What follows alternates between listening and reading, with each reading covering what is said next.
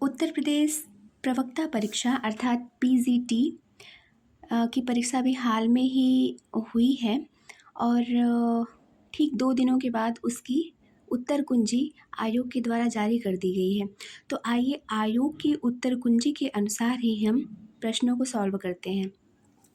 तो पहला प्रश्न है, अनंग हर्ष मात्रराज द्वारा रचित नाटक है। तो अनंग हर्ष ये लेखक हैं। अनंग हर्ष मात्रराज इनके द्वारा रचित कौन सा नाटक है? तो उदात्त राघव, अनर्घ राघव, बाल रामायण या फिर आश्चर्य चूड़ामणि। तो सही उत्तर हो जाएगा उदात्त राघव।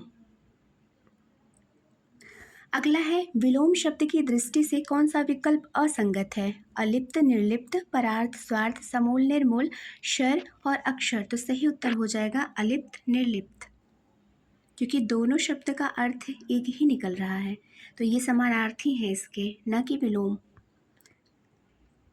प्रश्न तीसरा है कि नहीं पराग नहीं मधुर मधु नहीं विकास इहकाल अली कली ही सो विंध्यो आगे कौन हवाल। तो प्रस्तुत पंक्तियां किस रीतिकालीन कवि की हैं? तो सही उत्तर हो जाएगा बिहारी। अगला प्रश्न है, पुस्तक जल्हड़ हथ दे चुली गज्जर निपकाज। इस पंक्ति में पुस्तक का तात्पर्य निम्नलिखित में से कौन सी पुस्तक है? तो सही उत्तर हो जाएगा पृथ्वीराज रासो। जल्हड़ ये उनके पुत्र का नाम था, यानी कि चंद्रबरदाई के पुत्र का नाम जल्हड़ था। तो उन्होंने बताया है कि आगे का जो मैंने यहाँ तक कंप्लीट कर लिया है और फिर आगे ये मैं अपनी पुस्तक संरक्षण के रूप में अपने पुत्र जल्हड़ के हाथ में सौंपकर मैं विदा होता हूँ।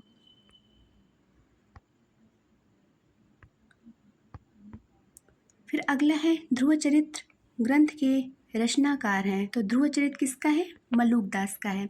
मलुकदास की हम अन्य रचनाएं भी देख लेते हैं, जैसे ज्ञान बोध, रत्नखान, ज्ञान परोछी, भक्ति विवेक, भक्त बच्छावली, ध्रुव चरित्र, ब्रज लीला, सुख सागर और बाराखड़ी, रामावतार लीला। तो ये रचनाएं सब मलुकदास की हैं।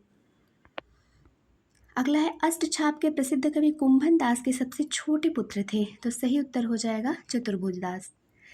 एक जानकारी के लिए बता दिया जाए कि कुंभन दास के कुल 4 पुत्र थे और इनमें एक इनके पुत्र का नाम नंददास भी था। इनके पुत्र का नाम ये वो वाले नंददास नहीं हैं जो अष्टछाप में हैं, बल्कि इनके पुत्र एक और थे, जैसे कि चतुर्भुज दास जैसे हैं वैसे इनके 4 पुत्र थे। चतुर्भुज दास को लेकर 4 पुत्र थे, बाकी 3 पुत्र इनके काल के गाल में समा गए और एक यही बचे थे चतुर्भुज दास। तो इनके एक पुत्र का नाम नंददास भी था, जिनको एक शेर ने मार दिया था। अगला प्रश्न है कि निम्नलिखित में से किस कवि की रचनाएं द्विवेदी युग के अंतर्गत नहीं रखी जाती हैं? तो आपको पता होगा कि ये अंबिका दत्त व्यास, ये भारतीय हिंदू युग के कवि हैं। अब बाकी सभी लोग द्विवेदी युग के हैं। प्रगतिवाद की अभिव्यक्ति को ही रचना का उद्देश्य मानता है, रिक्त स्थान के लिए उपयुक्त विकल्प है। तो प्रगतिवाद किसकी अभिव्यक्ति के लिए? तो प्रकृति सौंदर्य हम देखते हैं ये छायावाद का हो जाएगा।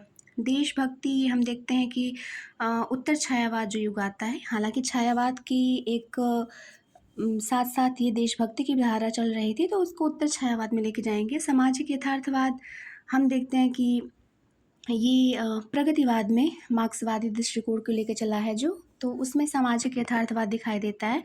और आध्यात्मिकता हम देखते हैं कि आध्यात्मिकता ये छायावाद में होता है। हाँ, आध्यात्मिकता का आभान मेरे हिसाब से छायावाद की सर्वमान्य व्याख्या है, एक परिभाषा है, तो ये भी छायावाद के अंतर्गत आता है। तो हम प्रगतिवाद देखते हैं सामाजिक यथार्थ को लेकर चलता है, तो सामाजिक यथार्थ की अभिव्यक्ति ही इसके प्रगतिवाद का मुख्य उद्देश्य है। अगला प्रश्न है कि निम्नलिखित में से कौन सी रचना मैथिली शरण गुप्त के द्वारा रचित नहीं है? तो विकल्प एक है यशोधरा, विष्णुप्रिया, झंकार या प्रिय प्रवास। तो सही उत्तर इसका हो जाएगा प्रिय प्रवास।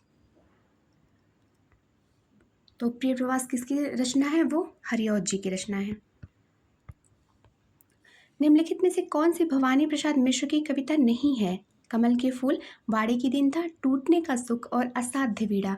तो हम सभी जानते हैं कि असाध्य वीणा ये अज्ञेय की रचना है और अज्ञेय की लंबी कविता के अंतर्गत ये रचना आती है, ड्रीमिंग ऑफ द हार्प।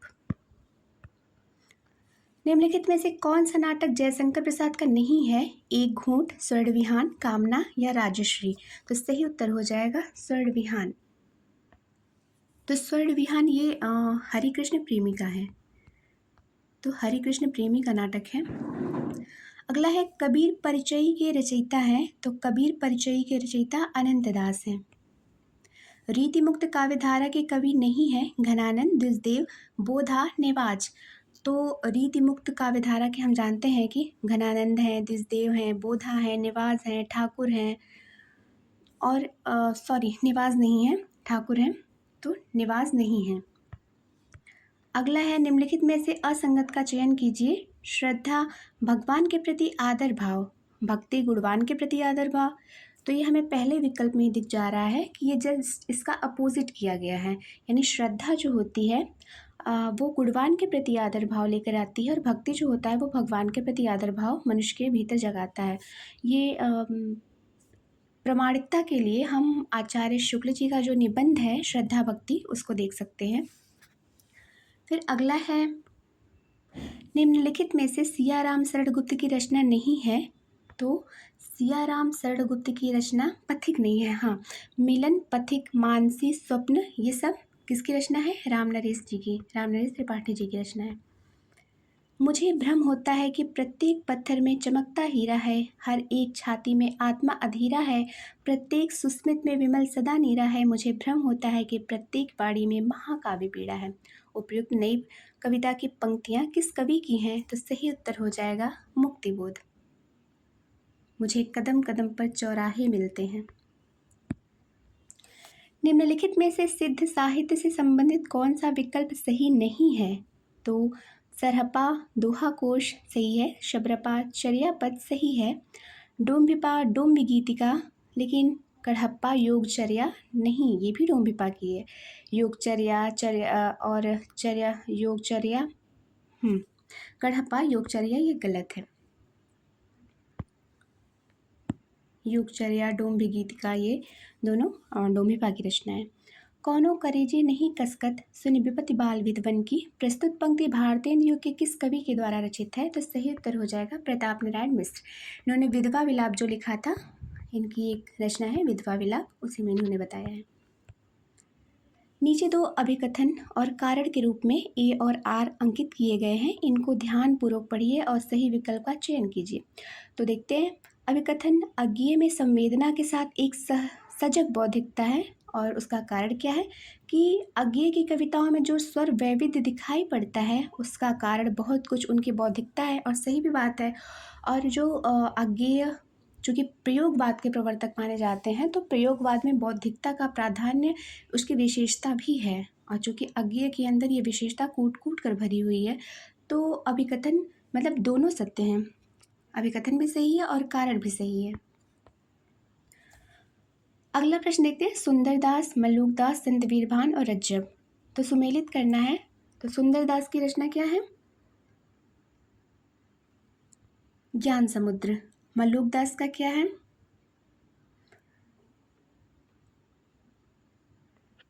ब्रसलीला। संत वीरभान का क्या है? ये बानी। और रज्जब का सबंगी। केलीमाल रचना निम्नलिखित में से किसकी है? तो केलीमाल स्वामी हरिदास की है, वही हरिदास सखी संप्रदाय वाले। केलीमाल, सिद्धांत के पद, ये इनकी स्वामी हरिदास की रचना है। छायावादी काव्यधारा के अंतर्गत कलापी काव्य संग्रह के रचयिता है, तो सही उत्तर हो जाएगा RC प्रसाद सिंह। अगला है निम्नलिखित में से भारतेंदु युगीन कवि तथा उनकी रचनाओं का सही मिलान नहीं है। तो हम देखते हैं कि जो नहीं है उसको यहाँ पे हमें बताना है जो नहीं है। अंबिका दत्त व्यास पावस पचासा है, प्रताप नारायण मिश्र प्रेम पुष्पावली है, जगन मोहन नहीं, ये जगमोहन है, तो जगमोहन सिंह। मयंक महिमा नहीं है, मयंक महिमा ये प्रेमघन की है, बद्रीनारायण चौधरी प्रेमघन की रचना है, और बद्रीनारायण चौधरी प्रेमघन आनंद अरुणोदय, हाँ आनंद अरुणोदय और मयंक महिमा ये दोनों ही प्रेमघन की रचना है। वह धीरता कहाँ है, गंभीरता कहाँ है, वह वीरता हमारी है, वह कहाँ बढ़ाई, क्या हो गई कलाएं कौशल सभी हमारे, किसने शताब्दियों की ली छीन सब कमाई। प्रस्तुत पंक्तियाँ द्विवेदी युग के किस कवि की हैं? तो सही उत्तर हो जाएगा ठाकुर गोपाल शरण सिंह नेपाली। ये हमें नगेंद्र जी की बुक में मिल जाएगा। अगला है प्रिय प्रवास। तो प्रिय प्रवास का सन क्या है? 1914। पद्म प्रसून, तो पद्म प्रसून का रचना काल है 1925। वैदेही वनवास है 1940। चोखे चौपदे है 1932। निम्नलिखित में से किस लेखक के अनुसार प्रसाद के काव्य में मानवीय भूमि, निराला के काव्य में बुद्धि तत्व तथा पंत के काव्य में कल्पना की प्रधानता है? तो सही उत्तर हो जाएगा नंदुलारी वाजपेयी जी।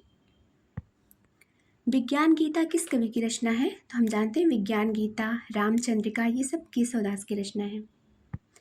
निम्नलिखित में से आदिकालीन जैन साहित्य की रचना नहीं है? श्रावकाचार देवसेन की है, हाँ। भरतेश्वर बाहुबली रास, ये भी है। चंदन बाला रास, ये भी है।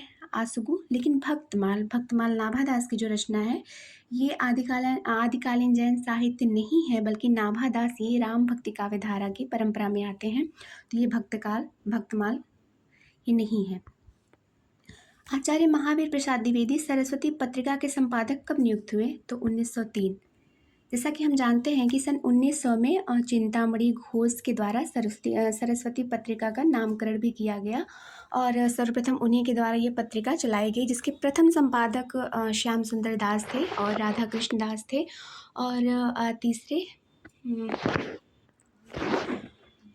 तीसरे थे कार्तिक प्रसाद खत्री थे।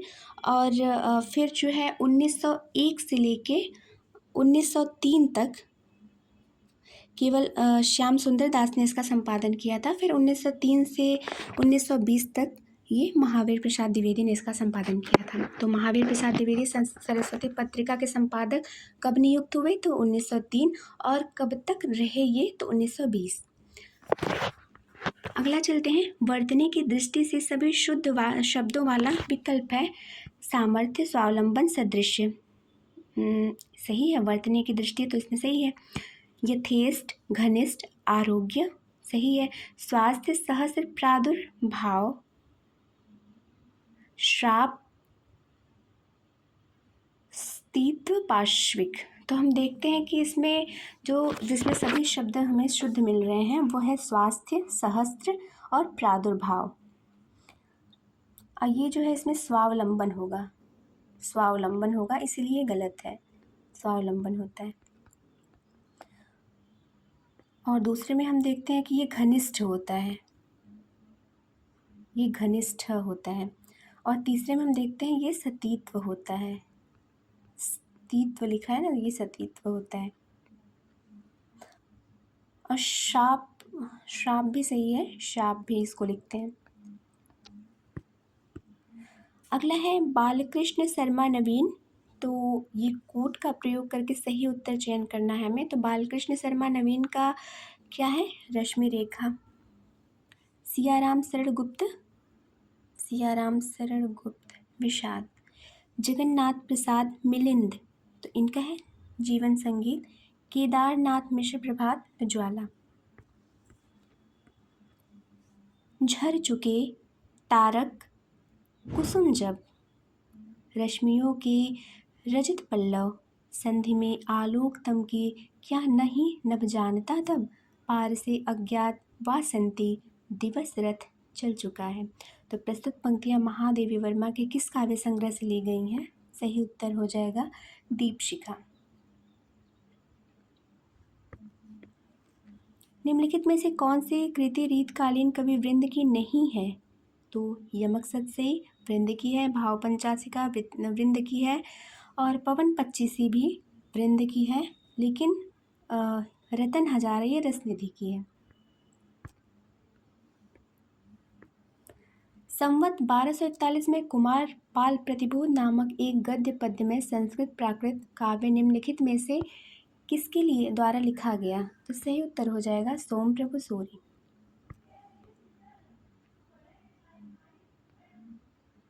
ये इनके दरबारी कवि थे कुमारपाल के, और हेमचंद्र ने भी कुमारपाल के ऊपर लिखा है कुमारपाल चरित। निम्नलिखित में से कौन सी रचना पुष्पदंत कवि की नहीं है? तो महापुराण, रड़य कुमार चरियु, जसहर चरियु, संदेश रासक। तो पुष्पदंत की रचना नहीं है संदेश रासक। ये किसकी रचना है? अब्दुल रहमान। अब्दुल रहमान को प्रथम कवि कौन माना है? तो हजारी प्रसाद द्विवेदी जी। हजारी प्रसाद द्विवेदी जी प्रथम, हजारी प्रसाद द्विवेदी जी अब्दुल रहमान को मानते हैं। का करिए तुम्हारे मन को जिनको अब लौ न मिटी दबा दीबो, पै हम दूसरो रूप न देखी हैं आनन आन को नाम न लीबो। प्रस्तुत पंक्तियाँ किस रीति मुक्त कवि की हैं? तो सही उत्तर हो जाएगा ठाकुर। आगे चूँकि ये पंक्ति मतलब इस कवित्व में आगे ठाकुर का नाम आता है, नगेंद्र वाली बुक में दिया हुआ है।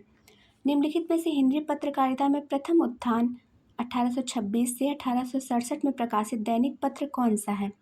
तो 1826 इसका क्यों माना गया है? क्योंकि 1826 में ही हमारा जो उदंड मार्तंड 30 मई 1826 को ही प्रकाशित हुआ था पहली बार, इसीलिए ये प्रथम उत्थान का काल 1826 से माना जाता है। तो समाचार सुधावर्षण, श्याम सुंदर सेन। भारतेंदु काल में रचित नाटकों को विषय एवं प्रवृत्ति भेद के आधार पर पौराणिक, ऐतिहासिक, रोमानी, सामयिक उपादानों के आधार पर रचित, प्रहसन और प्रतीकवादी इन वर्गों में रखा जा सकता है। बिल्कुल रखा जा सकता है। हम देखते हैं नील देवी भारतेंदु ने लिखा है, तो वहीं प्रहसन अंधेर नगरी लिखा है, तो फिर वहीं सुधारवादी सुधारवादी दृष्टिकोण से भी अंधेर नगरी और फिर भारत दुर्दशा की रचना की। और रोमानी देखते हैं कि जगमोहन सिंह की जो रचना है वो रोमानी दृष्टि से उनकी रचना है। और काफ़ी ऐसी रचनाएं हैं कि जो बताती हैं कि भारतेंदु काल में विषय एवं प्रवृत्ति भेद के आधार पर इन नाटकों की रचना की गई है। और दूसरा है कि भारतेंदु काल में सर्वाधिक संख्या रोमानी नाटकों की है, तो ये बिल्कुल भी गलत है। तो देश सुधार, देश वत्सलता, पौराणिक, ऐतिहासिक, तो ऐसी रचनाओं की प्रधानता है, रोमानी नाटकों की प्रधानता बिल्कुल भी नहीं है। अगला है आवारा मसीहा किस विधा की रचना है? सही उत्तर हो जाएगा जीवनी। किसकी जीवनी है? शरद चंद्र की। और किसने लिखा है? विष्णु प्रभाकर।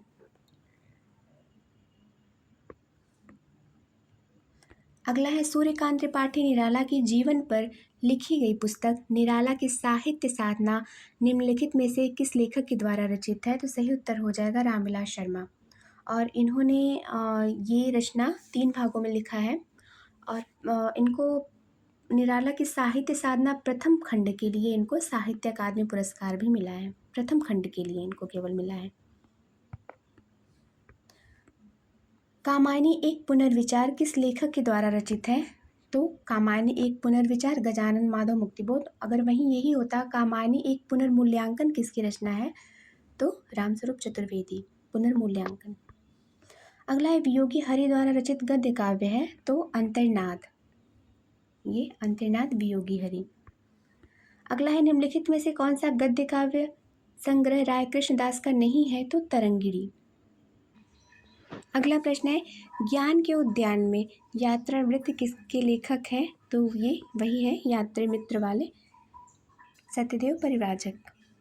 अगला है लंका यात्रा का विवरण 1916 यात्रा वृत्त के लेखक हैं, तो गोपाल राम गहमरी। निम्नलिखित में से शुद्ध वाक्य का चयन कीजिए। तो मानस के रचयिता, तो यहाँ गलती हमें मिल गई, रचयिता होना चाहिए, तो यहाँ ये रचयिता लिखा है, पहली गलती मिली। उसने तरह तरह का रूप धारण किया। उसने कई तरह के रूप धारण किए हो सकता है, लेकिन उसने तरह तरह का रूप धारण किया है, तो ये बैठ नहीं रहा है। यहाँ सभी प्रकार की दवाइयाँ मिलती हैं, ये बिल्कुल सटीक है। वह किताब पर आँख गड़ाए पढ़ रही थी, तो यहाँ पे गड़ाए ऐसे लिखा जाता है और किताब पर आँख गड़ाए पढ़ रही थी, तो ये गलत है। निम्नलिखित में से कौन से शब्द सदैव एक वचन में प्रयुक्त होते हैं? तो सदैव एक वचन में प्रयुक्त होने वाले हैं प्रत्येक और हर एक। किसी घटना या घटनाओं का ऐसा वर्णन जिसका वस्तुगत सत्य पाठक को प्रभावित कर सके, वो कहलाता है रिपोर्टाज। ये फ्रांसीसी भाषा से लिया हुआ शब्द है रिपोर्टाज।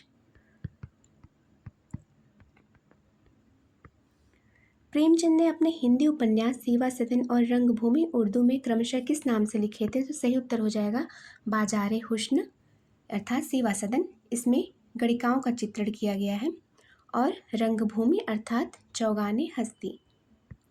अगला है निम्नलिखित में से कौन सा नाटक डॉक्टर लक्ष्मी नारायण लाल के द्वारा रचित नहीं है? तो सही उत्तर हो जाएगा भंवर। निम्नलिखित में से कौन सा संस्मरणात्मक रेखा चित्र संग्रह महादेवी वर्मा का नहीं है? तो सही उत्तर हो जाएगा माटी की मूर्तें। बेनीपुरी जी की रचना है, जो कि नेट के पाठ्यक्रम में भी लगी है। आत्मकथा है, इसके लेखक है मेरी जीवन धारा। जीवन धारा ये यशपाल जैन का हो जाएगा, मेरी जीवन धारा। अर्धकथा ये हो जाएगा डॉक्टर नगेंद्र। यही अर्धकथानक होता तो ये किसका होता फिर? बनारसी। आत्मपरिचय तो फणेश्वर नाथ रेणु। देखे 70 शरद बसंत राकेश गुप्त। निम्नलिखित में से कौन सा गंगा प्रसाद श्रीवास्तव का हास्य व्यंग प्रधान नाटक नहीं है? तो ये वरमाला, अंगूर की बेटी, ये सारा ये गोविंद बल्लभ पंत का है।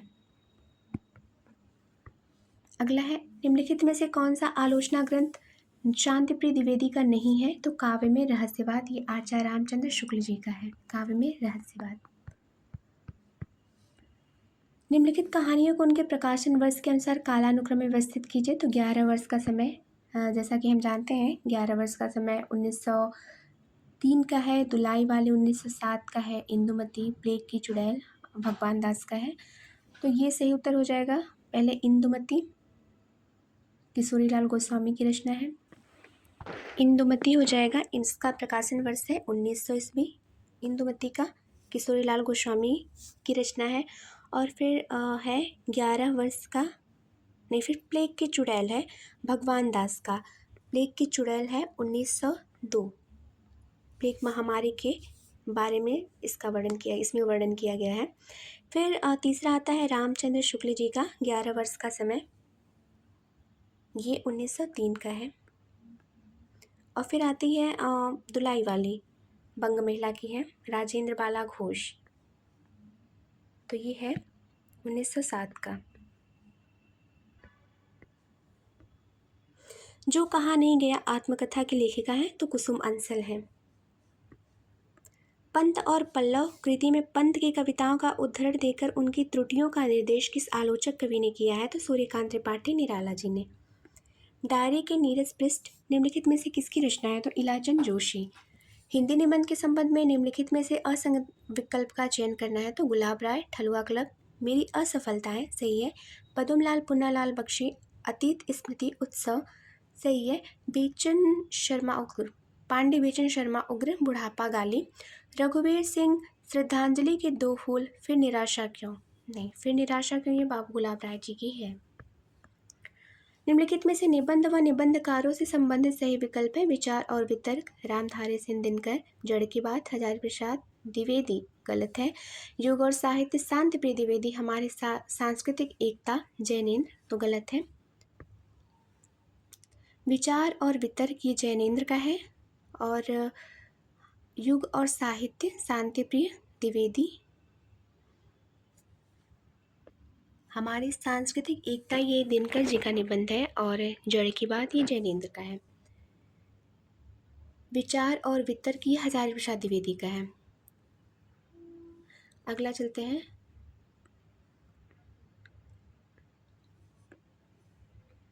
मैं सोचता हूँ कि पुराने की यह अधिकार लिप्सा क्यों नहीं समय रहते सावधान हो जाती। जरा और मृत्यु ये दोनों ही जगत के अति परिचित और अति प्रामाणिक सत्य हैं। तो सही बात है कि बुढ़ापा और मृत्यु ये दोनों जगत के बहुत प्राचीन काल से चले आए हुए प्रामाणिक सत्य हैं। तो ये शीरीष के फूल इस ग्रंथ से है, निबंध से है। ज्योतिपुंज हिमालय यात्रा वृत्त के लेखक हैं? तो विष्णु प्रभाकर, बाकी है इनके हस्ते, निर्झर, दहकती भट्टी, सब करके।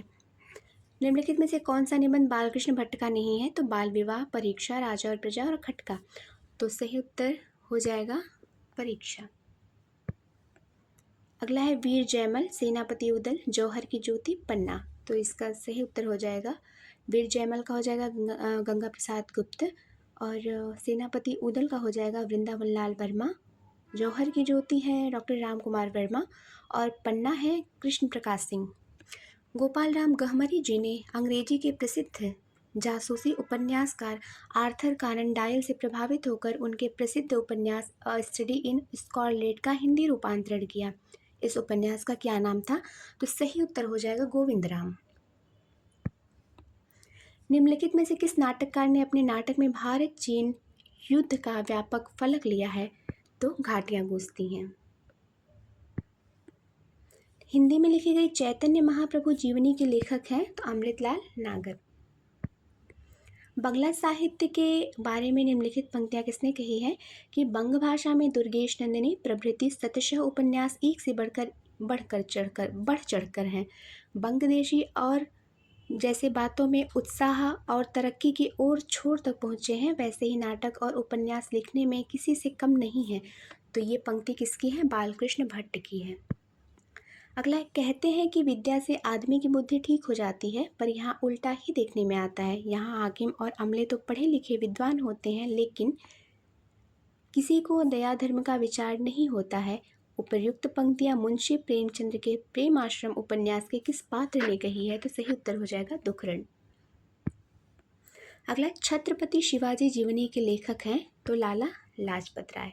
इन्होंने एक सीरीज लिखी है पूरा महापुरुषों की जीवनी करके, उसमें इन्होंने छत्रपति शिवाजी की जीवनी और बाकी जो महापुरुष हुए हैं उनकी जीवनी इन्होंने लिखा है। निर्जर और पाषाण गद्य काव्य के रचयिता हैं? तो तेज नारायण काक। मेरे प्राथमिक जीवन की स्मृतियाँ? तो सही उत्तर हो जाएगा जोशी, इलाचंद जोशी। गर्भरंडा रहस्य? तो नाथुराम शर्मा शंकर। विधवाओं के ऊपर अत्याचार को लेकर इन्होंने ये लिखा है। सच्चिदानंद हीरानंद वात्स्यायन अज्ञे द्वारा रचित पुस्तक नहीं है, तो सही उत्तर हो जाएगा लोक जागरण और हिंदी साहित्य। अगला है कि सुमेलित करना है प्रेमचंद्र। तो प्रेमचंद्र की जो कहानी है वो तावान है। जयशंकर प्रसाद का है इंद्रजाल, आकाश दीप आंधे इंद्रजाल, ये सब इनकी कहानी संग्रह है इनका। पांडे बेचन शर्मा उग्र का हो जाएगा इंद्रधनुष और जैनेन्द्र का वातायन। अगला है निम्नलिखित में से कार्तिक प्रसाद खत्री द्वारा रचित जीवनी नहीं है? तो नेपोलियन बोनापार्ट का जीवन चरित्र। ये कार्तिक प्रसाद खत्री द्वारा लिखित नहीं है। तो ये किसका है? नेपोलियन बोनापार्ट का जीवन चरित्र रमाशंकर व्यास का है। अगला चलते हैं, निम्नलिखित में से महावीर प्रसाद द्विवेदी जी के द्वारा रचित संस्मरण नहीं है, अनुमोदन का अंत है, इधर उधर की बातें, सभा की सभ्यता, विज्ञानाचार्य बसु का विज्ञान मंदिर। तो इसका सही उत्तर हो जाएगा इधर उधर की बातें। तो इधर उधर की बातें ये किसकी रचना है? तो राम कुमार खेमका। इधर उधर की बातें ये किसकी रचना है? तो राम कुमार खेमका की रचना है इधर उधर की बातें।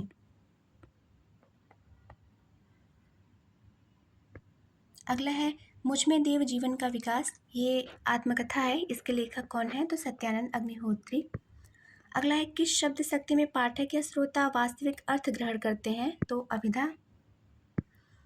किस अलंकार में आदर, आशा, आश्चर्य, भय, घृणा, शोक और हर्ष आदि भावों को प्रकट करने के लिए एक ही शब्द का प्रयोग बार बार किया जाता है, जिससे उन भावों को बल मिलता है? तो सही उत्तर है विप्सा।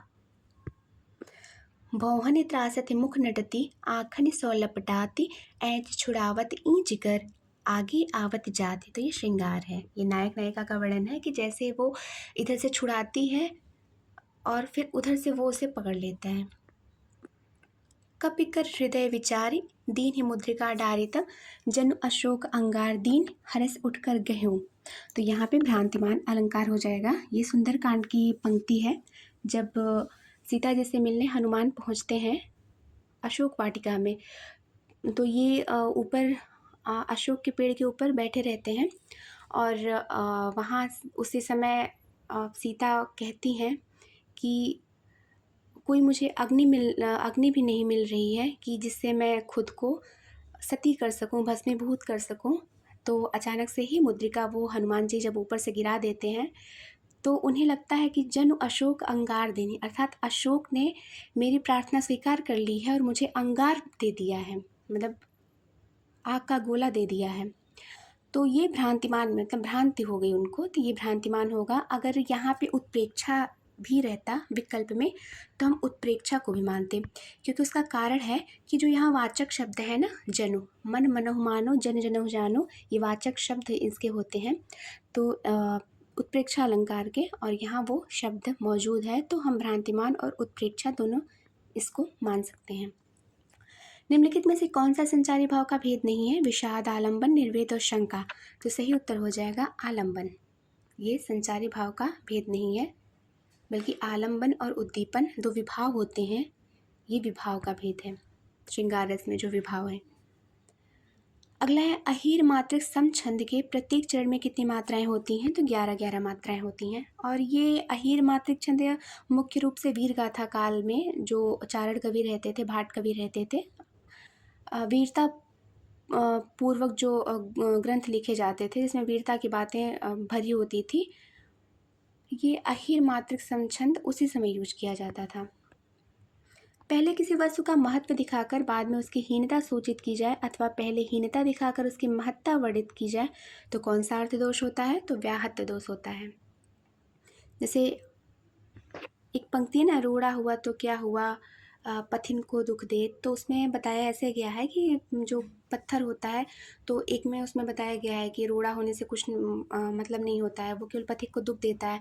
दूसरा उसमें बताया जाता है कि पत्थर में ही लोग भगवान की कल्पना करते हैं, तो पहले उसका अपकर्ष दिखाया जाता है फिर उसका उत्कर्ष दिखाया जाता है, तो यहाँ व्याहतत्व दोष होता है। अगला है अजा सहेली तासु रिपु ताजन्नी भरतार, ताके सुत के मित्र को भज तो बारंबार। तो ये क्लिष्टार्थत्व दोष है। और कैसे दोष है? जैसे अजा मतलब होता है बकरी, अजा मतलब बकरी, बकरी की सहेली अर्थात भेड़, बकरी की सहेली अर्थात भेड़, और तासुरिपु यानी भेड़ का शत्रु कौन है? काटा है। अब तासुरिपु काटा, ता जननी, तो काटे की जननी कौन है? धरती है, यानी काटा धरती से जन्म लेता है तो जननी उसकी धरती है। ता जननी भरतार, और धरती के जो पति हैं यानी भरतार, ये कौन है? इंद्र हैं, क्योंकि इंद्र वर्षा वगैरह करते हैं तभी तो धरती फलती फूलती है, तो इंद्र हैं। ताके सुत के मित्र को, तो इंद्र का सुत कौन हुआ? अर्जुन, अर्जुन को इंद्र का पुत्र माना जाता है, तो अर्जुन। ताके सुत यानी इंद्र के सुत के मित्र को, तो अर्जुन का मित्र कौन है? श्री कृष्ण। भज तू बारंबार, तो यानी श्री कृष्ण को तुम भजो। तो ये देखा जाए तो इसमें मतलब अर्थ को कितना घुमा घुमा कर बोला है। ठीक उसी तरीके से जैसे सूरदास जी लिखते हैं कि नखत वेद ग्रह जोर अर्ध कर सोई बनत अब खात, तो उसी तरीके से यहाँ भी देखा जाता है कि अर्थ हम सीधे सीधे नहीं जान सकते, तो यहाँ पे क्लिष्टर्थार्थ दोष है। क्लिष्टार्थत्व। जब जब पनघट जाऊं सखीरी वा जमुना के तीर, भरी भरी जमुना उमड़ चलती इन नैनन के नीर। तो इसका हम देखते हैं कि आर्थी व्यंजना है, और आर्थी व्यंजना का लक्षण क्या होता है? पहले तो व्यंजना दो प्रकार की होती है, जो शाब्दी व्यंजना और आर्थी व्यंजना, यानी कि जिससे शब्द से जो चमत्कार उत्पन्न होता है उसे शाब्दी व्यंजना, और जिसके द्वारा अर्थ से चमत्कार उत्पन्न होता है। तो यहाँ पे अगर हम देखते हैं कि अगर यहाँ पे हम कुछ चीज़ें यहाँ से हटा देते हैं तो उसका अर्थ बदल जाएगा, तो अर्थ बदल जाएगा तो मतलब अर्थ में चमत्कार उत्पन्न नहीं हो पाएगा, तो यहाँ पे आर्थी व्यंजना होगी। आचार्य दंडी के अनुसार निम्नलिखित में से कौन सा काव्य का भेद नहीं है? तो ये गद्य, पद्य और मिश्र मानते हैं। हालांकि उन्होंने चंपू शब्द नहीं लिखा है, मिश्र मानते हैं, गद्य पद्य मिश्र, तो काव्य भेद नहीं है तो रूपक नहीं है। अगला है किस छंद के प्रत्येक चरण में क्रमशः एक यगड़, एक मगड़, एक नगड़, एक सगड़, एक भगड़ और एक लघु तथा एक गुरु होते हैं? यह 17 वर्णों का छंद होता है, तो 17 वर्णों का अर्थात शिखरड़ी। अगला है निम्नलिखित में से कौन सा कथन सही नहीं है? एक वर्ण या वर्ण समूह के 3 या उससे अधिक बार आने पर प्रत्यानुप्रास होता है। सही है ये। सार्थक अथवा निरर्थक भिन्न अर्थ वाले वर्ण समुदाय के क्रमशः आवृत्ति या पुनःश्रवण को यमक अलंकार कहते हैं। बिल्कुल। जब कोई शब्द 2 या 2 से अधिक बार आए और अर्थ प्रत्येक बार एक ही हो परंतु अन्वय करने पर प्रत्येक बार भिन्न अर्थ हो तो लाटानुप्रास अलंकार होता है। ठीक है। जहाँ मुख के एक ही उच्चारण स्थान से उच्चारित होने वाले वर्णों की आवृत्ति होती है वहाँ अंत्यानुप्रास होता है। बिल्कुल ऐसा नहीं है। अंत्यानुप्रास मतलब जो पंक्ति होती है उसके अंत में, जैसे चरण कमल बंदो हरिराई, मतलब जो लास्ट में होता है, श्री गुरु चरण सरोज रज निजमन मुकुर सुधारी। अब यहाँ सुधारी है, परनव रघुबर विमल जसु जोदायक फलचारी। तो हम देखते हैं कि ये लास्ट वाली पंक्ति में जो हमें मिल रहा है तुकबंदी हो रही है, तो यहाँ पे अंत्यानुप्रास है, तो इसी वजह से ये गलत हो जाएगा। अगला है शश मुख पर घूंघट डाले अंचल में दीप छिपाए जीवन की गोधूली में कौतूहल से तुम आए। तो ये पंक्तियाँ किस छंद का उदाहरण है? तो मानव छंद का उदाहरण है।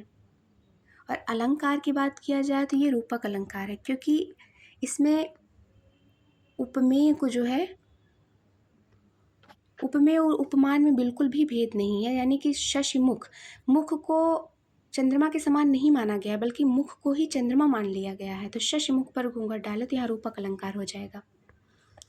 अगला है गंध शत अरविंद नंदन विश्वनंद सार अखिल उर रंजन निरंजन एक अनिल उदार।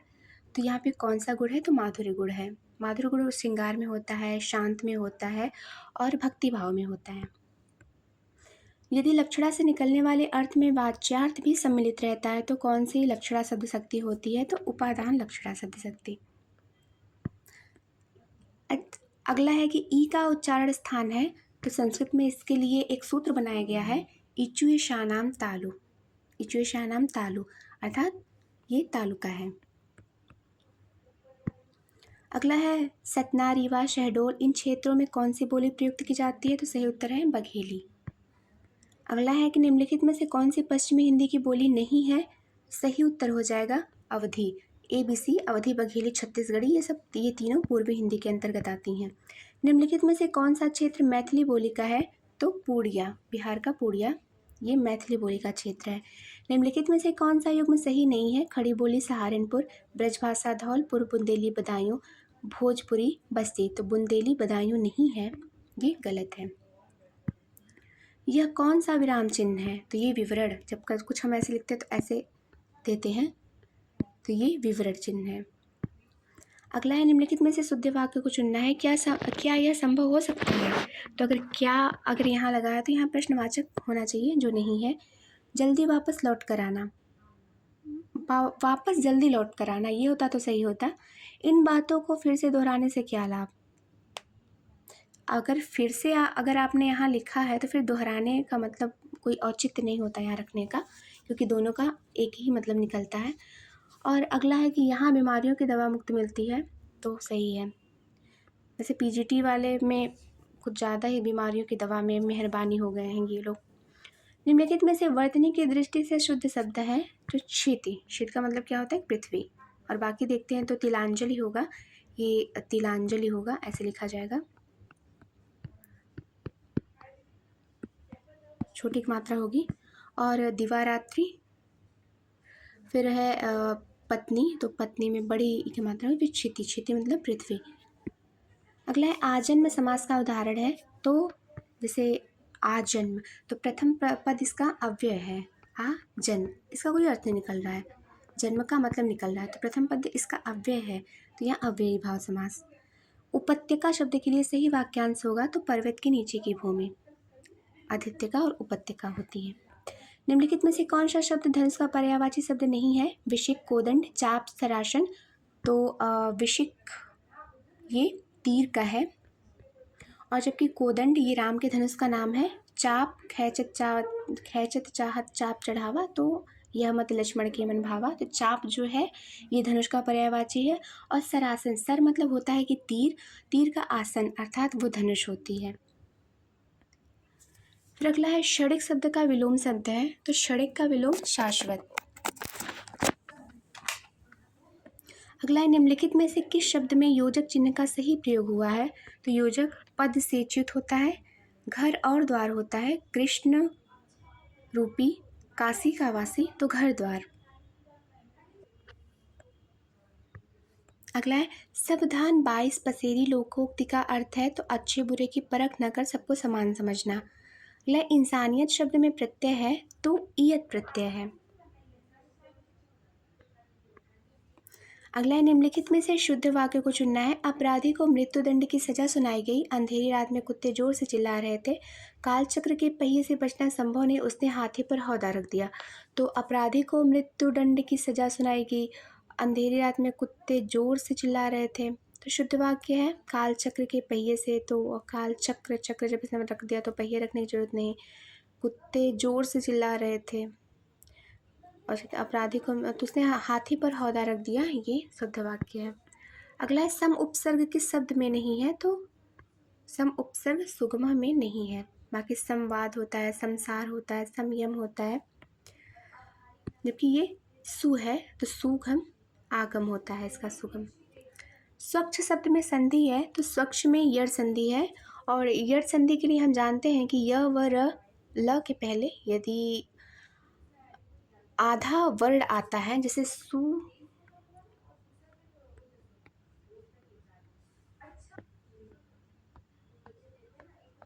अच्छ, तो सु में उ मिल रहा है और इसमें हमें अ मिल रहा है, तो बराबर व होगा, तो स्वच्छ। अगला है, निम्नलिखित में से शब्दों में से कौन सा शब्द हलंत स्त्रीलिंग है? तो सही उत्तर हो जाएगा अप। अक्षशौंडा पद में समास है, तो बहुव्रीहि अव्ययी भाव कर्मधारय तत्पुरुष। तो अक्षशौंडा का मतलब हम जानते हैं कि ये शकुनी का एक नाम है, यानी पासों से खेलने वाला, तो ये है तत्पुरुष। अगला है, सा लेखन्या लिखती, यहाँ लेखन्या पद में कौन सी विभक्ति है? तो तृतीया, द्वितीया, पंचमी या सप्तमी। तो सही उत्तर हो जाएगा तृतीया। वह लेखनी से लिखती है, तो कर्ता ने कर्म को करण से के द्वारा, तो तृतीया विभक्ति। लेखनी से तो करण से। निम्नलिखित में से कौन सा युग्म सही नहीं है? भानुदय दीर्घ संधि सही है, महोज वृद्धि संधि सही है, गायक अयादि संधि, और पित्रोदार्यम, तो पित्रोदार्यम ये गुण संधि नहीं है बल्कि ये वृद्धि संधि है। अगला है, समुद्रोर्मी शब्द में संधि है, तो समुद्रोर्मी में गुण संधि है। धनम लभमाना त्वं प्रसन्ना असि, यहाँ लभमान शब्द में कौन सा प्रत्यय है? तो सही उत्तर हो जाएगा शानच प्रत्यय। सताम सत्पि संगम कथमपि ही पुण्येन भवति, उपयुक्त सूक्ति किस नाटक की है? तो ये उत्तर रामचरितम की नाटक है, जो कि भवभूत के द्वारा लिखित नाटक है, 6 अंकों में विभाजित है। निम्नलिखित में से कौन सा कालिदास के द्वारा रचित नाटक है? तो मेघदूतम जैसा कि हम जानते हैं नाटक रघुवंश महाकाव्य है, और विक्रमोर्वशीय नाटक है, और निम्नलिखित में से कौन सी रचना राजशेखर की नहीं है? तो सही उत्तर हो जाएगा अनर्घ राघव, ये राजशेखर की नहीं है, अनर्घ राघव। किरातार्जुनीयम का कथानक महाभारत के कौन से पर्व के कुछ अध्यायों पर आश्रित है? तो वन पर्व पर है। किरात अर्थात शिव जी और अर्जुन, इनके बीच युद्ध दिखाया गया है महाभारत के वन पर्व में। तो महाकवि माघ के पिता का क्या नाम था? तो दत्तक नाम था। रघुवंश महाकाव्य में कालिदास ने सूर्यवंश के राजाओं के वर्णन में कौन सी वंशावली का अनुसरण किया है? तो वायु पुराण तथा विष्णु पुराण में वर्णित। चित्रकाव्य को प्रयोग करने वाले संस्कृत के प्रथम कवि हैं? तो भारवी कवि हैं, भारवे अर्थगौरव। अगला है, निम्नलिखित रचनाओं में से भास की कौन सी रचना रामायण मूलक है? तो सही उत्तर हो जाएगा प्रतिमा नाटकम। प्रतिमा नाटकम ये रामायण मूलक रचना है इनकी। तो ये रही हमारी उत्तर कुंजी के हिसाब से प्रश्नों को सॉल्व किया गया है। फिर मिलते हैं, धन्यवाद।